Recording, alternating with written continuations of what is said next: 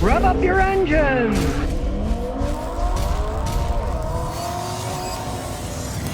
Well, for those who like the FJ Cruisers, Toyota says they're bringing back the FJ Cruiser for 2025.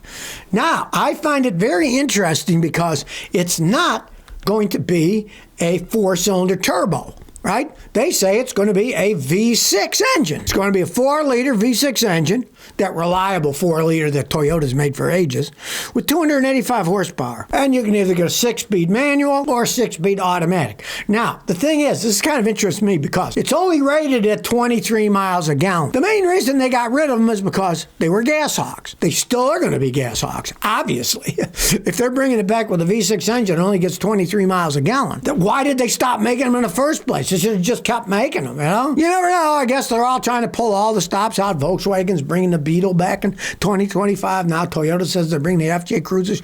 Let's follow the numbers and see what actually happens. Because last year they actually made them and sold in the United States. They only sold a little over 11,000 of them the whole year. Now, next year they sold 229, but those are leftovers, so they only sold 11,000 of them. That's the main reason Toyota probably stopped making them. They didn't sell enough. And then everybody whined, oh, we like it, we like it. Let's see if the people will put their money where their mouths are and buy these things. They are bringing it back, and unlike the Land Cruiser that they brought back as a mini Land Cruiser, this is still going to be an FJ Cruiser. Pretty much looks the same. Look at the pictures.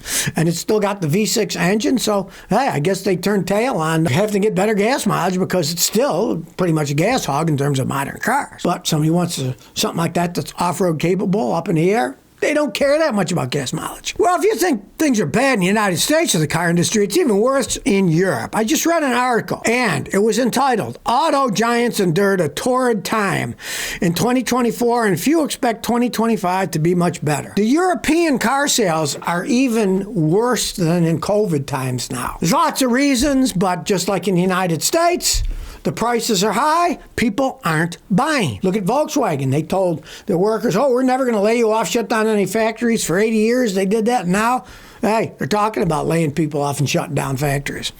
So they're in deep problems in Europe there. They're finding out, just as in the United States, there's a lack of affordable models. There's a slower than anticipated charging station building infrastructure because, they're trying to push electric cars in Europe. But, hey, nobody's going to buy an electric car if you don't have places to charge it up. Hey, if we didn't have gasoline, we wouldn't be driving gasoline cars, right? They also blame it on the Chinese competition. They're selling a lot of cars there, right? Tougher carbon regulations even than in the United States and Europe. And they're worried about Trump and putting tariffs on the cars that they're making, trying to sell in the United States. It's they're really kind of screwed in Europe because the European cars, they used to sell quite a few of them in China, and they aren't anymore because the Chinese are making their own cars. China is now the #1 car market in the world. The U.S. is number 2. The Europeans aren't going to be selling that much stuff to China anymore. And if there's a tariff, they're going to sell a lot less in the United States. Now, already, the sales of European cars in the United States has been going down for quite some time. It happened a long time ago. Let's say when Toyota started Lexus. 1990, Lexus started selling their 400 V8 in the United States. 1990, right? And 2 years later, that Lexus outsold Mercedes, BMW, Porsche, all combined. So it's been a long time that the Europeans aren't selling that many cars in the United States. The Japanese just make better priced, excellent luxury cars or regular cars too. So the Europeans are in deep doo-doo with their car business, and they're saying, hey, 2025 doesn't look like it's going to be any better for us. It's probably going to be even worse. They're in a much worse position than the American. I mean, we're still the second largest market for cars in the world, right? So people want to sell cars here, and the Europeans are going to have a hard time selling them because if you know anything about cars, the European cars generally are made to be harder to fix. You need special software. The parts cost too much money, and that's why the Japanese took over with luxury cars. You see a lot more luxury Japanese cars in the United States than you do European ones. They ate the Europeans alive in terms of quality for the money that you're spending. After a while, snob appeal doesn't work when you buy a car like a Mercedes or a Porsche that falls apart after you're driving a few years. The average person isn't going to buy those cars. And it's the average person who buys the most cars, not the top-end luxury cars. Well, I guess the rumors are true. The Volkswagen Beetle is coming back. This will be the 3rd generation. Maybe a bad number for the Germans. Remember the Third Reich? Well, this is the third version of the Volkswagen Beetle, and it's going to be relatively different. They've got it all futurist. You can see the pictures. It's real futuristic looking, and it's got a lot more power. It's going to be 2025. They're going to make various ones with varying horsepower, the top one being an insane Volkswagen Beetle GRC, which will have 544 horsepower. That's insanity for a tiny little car like that. And of course, they're going to do that with the turbo. It's going to be a little 1.6 liter engine, but it's going to be turbo and put out 544 horsepower. Now, for most people, they're going to buy one. They'll get one that has like 200 something horsepower. Or they can get an all-wheel drive one that they say is going to have 335 horsepower. That's still a lot of horsepower for a little car like that. You know, it's only so fast you can really drive in a little car like that. Does it really need that much horsepower? I mean, the original Volkswagen Beetle had 36 horsepower. And in 1977, it had a whopping 48 horsepower. Well, with their fancy one, do you really need 10 times the horsepower? Not really, but I mean, you know, people come up with the craziest ideas. It's kind of interesting, though, that they're bringing the Beetle back. Volkswagen's in dire straits. I mean, they've got all kinds of problems, so I guess they're letting all the stops loose, and they're hoping that they can get a Beetle out there to bring back the memories, but it isn't going to bring back the memories for that many people because they claim they're going to start at like $55,000 for that little car. It's an awful lot of money. The original Beetle was $1,500. They say that $1,500, which was the price of the original Volkswagen in '59, was worth about $16,000 today, not $55,000 or more. So they certainly have gone way past inflation with the price of these Beetles. Just like their little ID.Buzz, the electric Volkswagen van, it's outrageously expensive too. When the original van was dirt cheap, they kind of lost their footing, Volkswagen. No surprise they're having all these strikes in Germany. People aren't buying their cars. They got quality control problems. And I don't think the new Beetle, especially being version 3, 1, 2, 3. I don't think it's going to cut the mustard much. I'm sure some people will buy it. People will buy anything, right? But will it be a massive success? I kind of doubt it. Well, here's a hilarious one from one of your viewers. He sent me an email that they bought a Hyundai and they had problems registering it because it had the same VIN number as another Hyundai.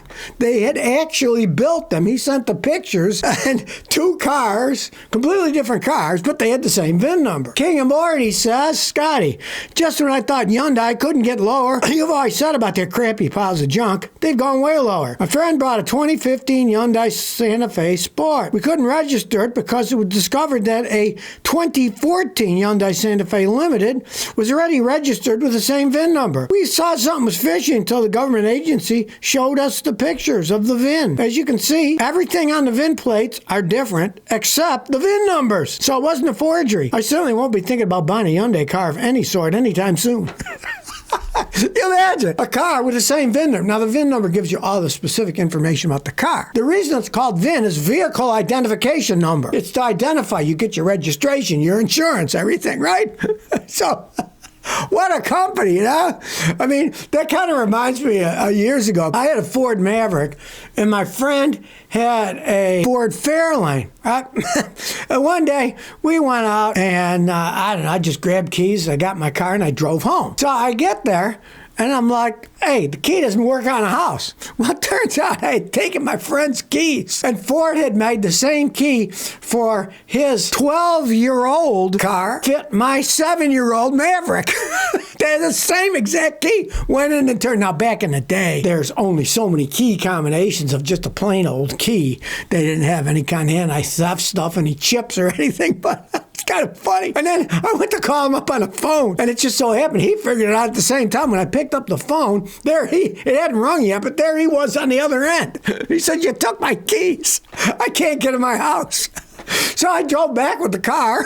Since it worked, the key, got my key, drove my car back with the right keys. But in this case, it's a big deal, the VIN number. It's legal stuff, so much for Hyundai. The kind of quality they got going. Well, it looks like the Japanese are finally wising up. They just restarted their Shimane 2 nuclear power plant after it was offline for 13 years. You know, the Japanese were so afraid after Fukushima, they shut them all down. Well, guess what? That is the 14th nuclear reactor in Japan that has been put back online. 2012, they shut this down. They shut a lot of them down. They're finally realizing they need a lot of power, right? And if they do it correctly and maybe don't build a nuclear power plant on a fault area right next to the ocean where tidal waves can get in. They have tidal waves all the time there, right? They could have put it up higher up in the mountains. It would have been perfectly safe. They wouldn't have had any problems.